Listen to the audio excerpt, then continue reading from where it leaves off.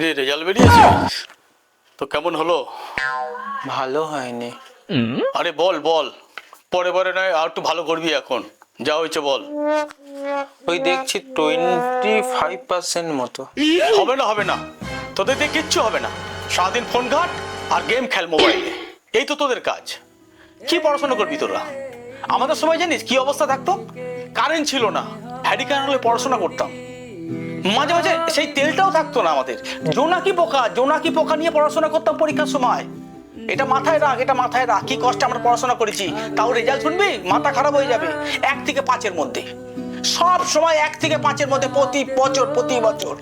কি তোরা পড়াশোনা করিস, মাথায় কিচ্ছু ঢোকে না আমার। সত্যি তোরা এখনকার দিনে থাক, আমার কিছু বলার নেই। খাট খাট, তোরা ফোন নেই, ঘাট ঘাট ঘাট। আসলে বাবা, এটা তোমার রেজাল্ট। হ্যাঁ